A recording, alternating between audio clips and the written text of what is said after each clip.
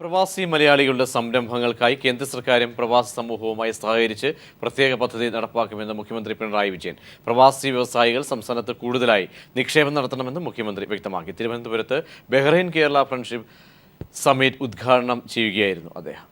വിദേശ മലയാളികൾ സംസ്ഥാനത്ത് പുതിയ പല മേഖലകളിലും സംരംഭങ്ങൾ ആരംഭിക്കുന്നതിനെ പരമാവധി പ്രോത്സാഹിപ്പിക്കുമെന്നും ഇതിനായി പ്രത്യേക പദ്ധതി രൂപീകരിക്കുമെന്നും മുഖ്യമന്ത്രി പിണറായി വിജയൻ പറഞ്ഞു.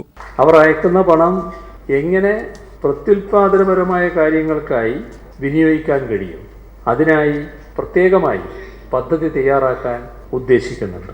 കേന്ദ്രത്തിൻ്റെയും കേരളത്തിൻ്റെയും പ്രവാസി സമൂഹത്തിൻ്റെയും പങ്കാളിത്തമുള്ള ഒരു പദ്ധതിയാണ് ആലോചിച്ചുകൊണ്ടിരിക്കുന്നത്.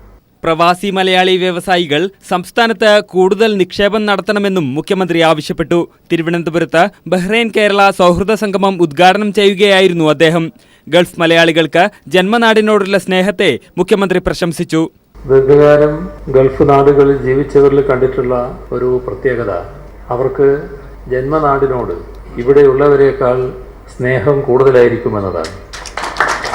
ഗൾഫ് വിട്ട് മറ്റ് സ്ഥലങ്ങളിലേക്ക് പോയാൽ കുറച്ചൊരു പുച്ഛം നാട്ടിനോട് തോന്നുന്ന വിഭാഗത്തെ കാണാൻ കഴിയും.